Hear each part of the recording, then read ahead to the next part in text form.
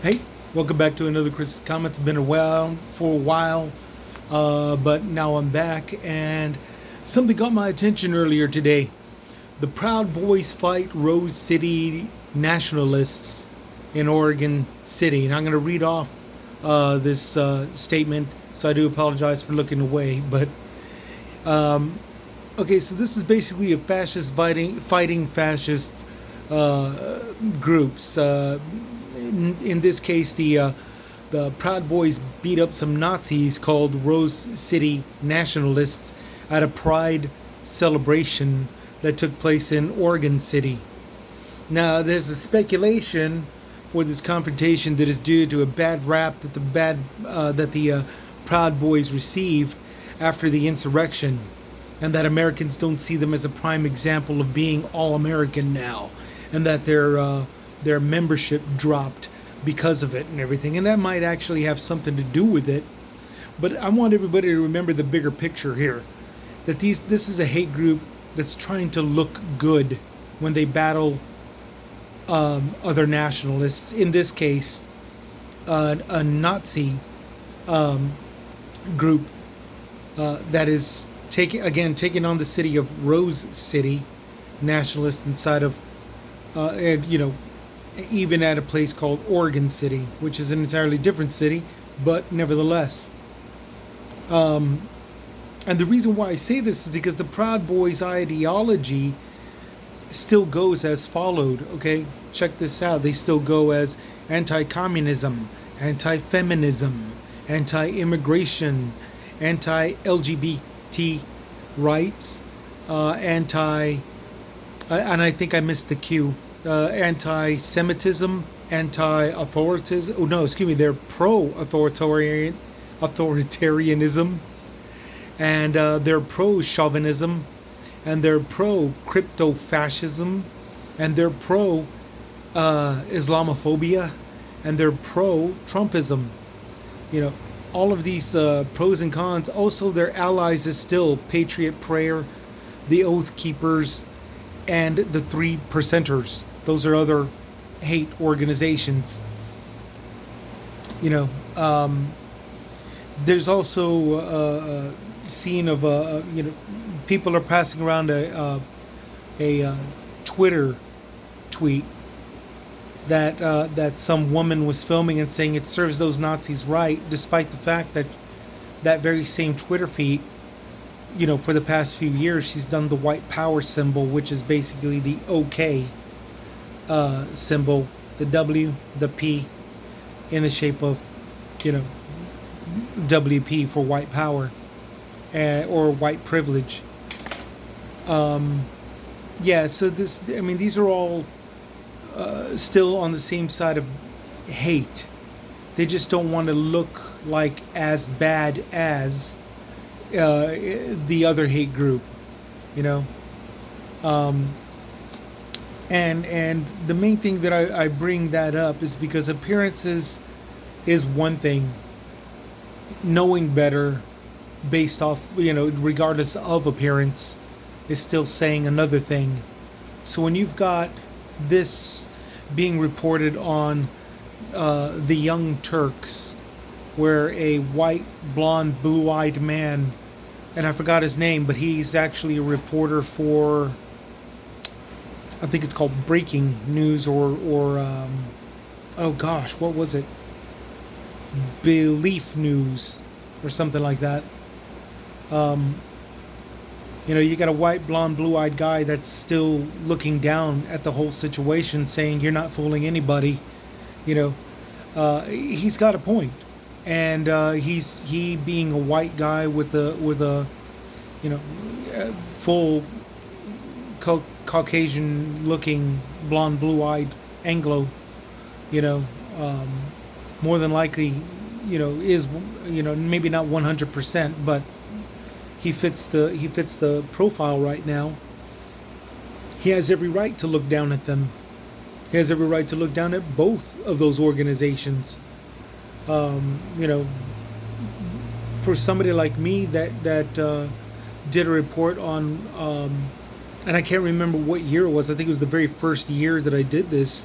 It was Coca-Cola orientation class that said how to be less white, you know, and I spoke about how all the whites were getting very offended by that, and I said, good, be offended by that. You know, you shouldn't have to, you know, de-identify yourself in order to mingle in with everybody else, because that's just as bad as, you know, having the pride fuel your hate. You know, using your identity to fuel the hate, and that's just as wrong. You know, so when I see somebody on you know, on my YouTube news outlet, or you know, just coming up and saying that it's a fascist versus fascist fight, and that's all that it is, the man's got a point. You know, the guy's got a point. That's all that it really was. You know, and as far as one of them trying to look better than the others, look, I'm sorry, he still has a good point even on that, when he says that even the biker gang Hell's Angels did a Toys for Tots run at some point in time during the 90s. You know, Crips and Bloods did the same thing for the community, toy drive for their communities. Technically it was their neighborhood, but nevertheless, they all tried to do something where they shined a halo and placed it over their head. They were organizations, they were criminal organizations, they were organizations of hate, and they all tried to put on a halo and look good at some point in time or another. And the man who didn't really post his name on this segment, but the Anglo-American with the blonde eyes and the blonde hair and the blue eyes, he didn't really give a name, but you know, he's very much so in the right in pointing out all of this stuff, you know, and it's also his, you know, it's his whiteness. He owns his whiteness, so to say. So honestly, he should speak up on something like that, especially if he is not a believer in the hate or the propaganda or the rhetoric and all this other crap that feeds into hate. You know, if he's not backing that up, I think that's very noble, and I think it's a very good way to make a statement, to post your statement.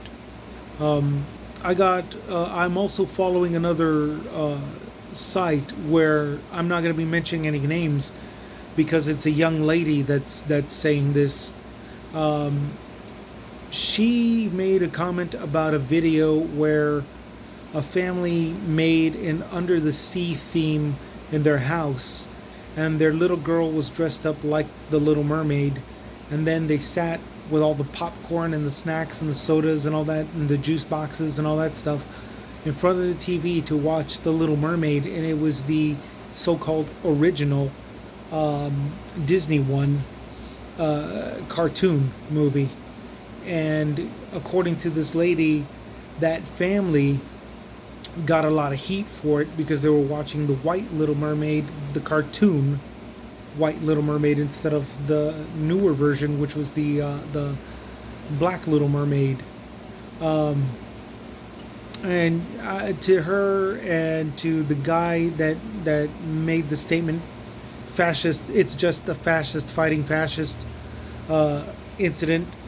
You know, I say, you know, good for both of you. You know, be proud of being white. You know, keep on being proud of being white. But most importantly, keep being proud of being anti-hate.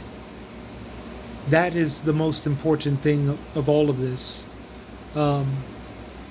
As a Latino that's seen both sides of the fence, even in my own culture, I can honestly say, you know, it's just better to not live with hate, regardless of whatever points that have been made and some incidences that occurred, and somebody that knows something about some of this that happened to him or her.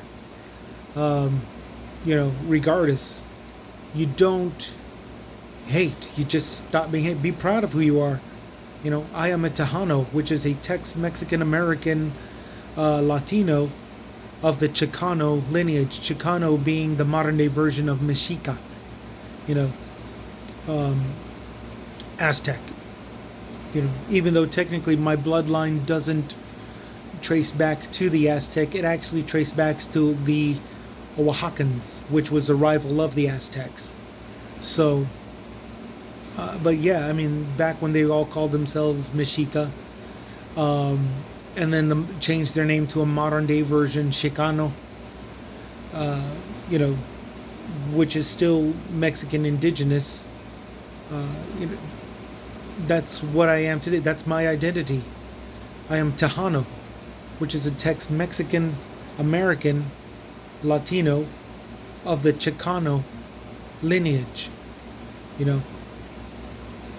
And I think any Anglo and Caucasian should be just as proud of their own identity, no differently than me, or any African American, or any other kind of African-based, black-based culture that is in existence.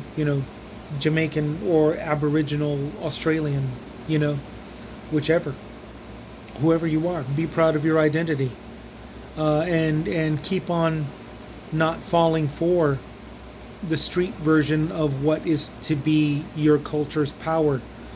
Be proud of be proud of not being fooled by what is Raza, power of the people, that is being masked, that is being used to mask the criminality of it all. I'm very proud that I'm not a member. I'm very proud that I am never been hustled into that, or fooled into believing that it was the way to go. And to the Anglos, man, to all you Caucasians, man, be proud of the fact that you're not falling for the bull crap that this Proud Boys, demonizing the other white nationalists, because they have a barren cross on their ball caps, because they have the swastika on their ball caps, and say, how dare you, you're disgusting, and all that. For all of you Anglos that out there that are not falling for that kind of, uh, spit shine halo incident, big props go to all of you. Stay true to who you are, and you're staying true to who you are, and most importantly, you're staying true to being anti-hate. That's the big deal right there. And I know we all know this. I know you all know this, but I'm just doing this as a little reminder, just a little reminder that we're all doing good. We're doing good by being this anti-hate. We really don't need this kind of garbage, and we're not going to be fooled by the organizations with the best waxed halo, with the shiniest halo. No, screw that.